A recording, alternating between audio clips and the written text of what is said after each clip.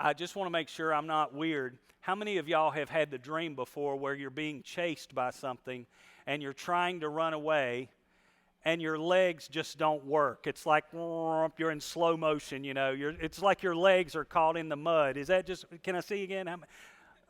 That seems very common. I'll tell you what is common is the anxiety that we're all walking through right now.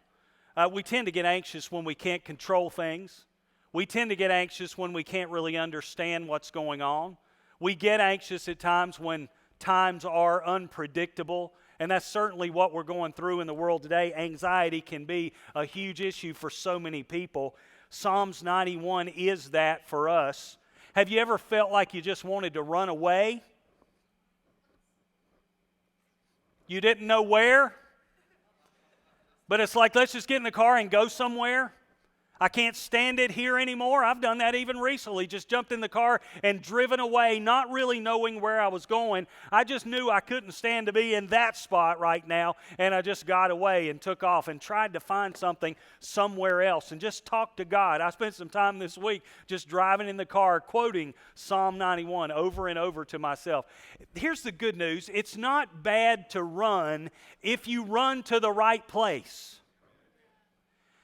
But if you run to the wrong place, you can really mess up your life. And I don't know about you, but I bet you're like me. Whenever I'm going through anxiety, there's a temptation to run back to some things that I know were never any good for me at all.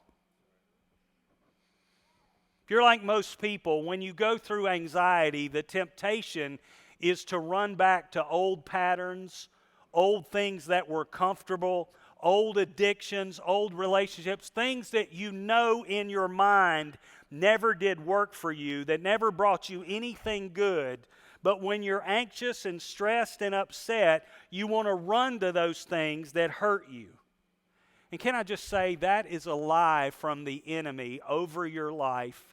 And you know better than that. So I want to encourage you today, it's okay to run, just make sure you don't run to the wrong place. Because the enemy knows some of us that anxiety is one of our triggers for behavior that destroys our lives. And he will try to use that trigger to turn us back to our old ways. When you're anxious, I want you to run into Psalm 91. And get in there and let Psalm 91 comfort your heart and comfort your life. And that's why we're going through this. Now, last week we took on verse 1 of Psalm 91 that says, "He who dwells in the secret place, in the shelter of the Almighty, in the shelter of God the Most High, shall abide under the shadow of the Almighty." I only quote that about 10 times a day, and I flub it right here. When you come under God's shelter, you abide under His shadow.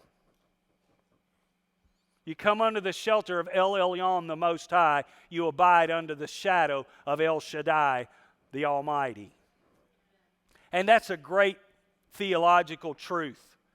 It's a great principle to live your life by. It is a theological statement that the psalmist put right at the beginning in verse 1 that lays a foundation for the whole rest of the psalm. If you abide under the shadow of the Almighty, live under that. Walk under that. Run into the shelter of the Most High. It's a beautiful statement, but I love verse 2.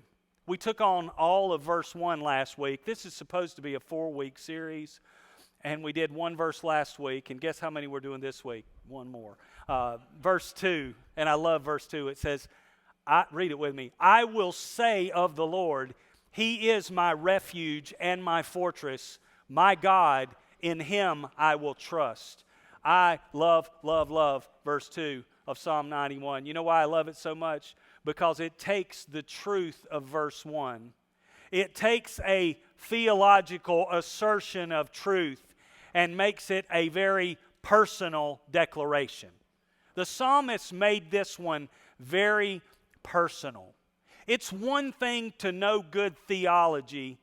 It's a whole other thing to actually declare that truth over your life with your own mouth. It's good to hear a good sermon that y'all get every week without fail. Just bring it on.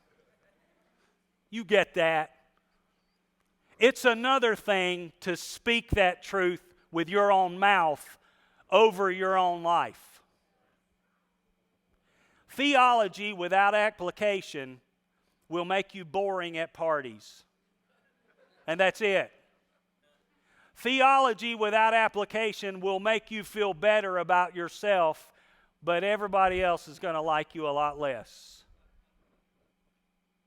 There's no point in studying the theology if we don't actually decide to make it personal and apply it to our lives. You know, you could come to every part of this series in Psalm 91, and they're all going to be awesome. You knew that, didn't you? You just knew that. You could come and listen to all these and say, yeah, that's really good. Yeah, that really is a wonderful thing. And yeah, you could even say, yeah, I believe that's true. But where the rubber meets the road, where the difference is really made, is if you will choose to take this and personally apply it to your life and speak it over yourself as a declaration of who you actually trust and who you actually believe in.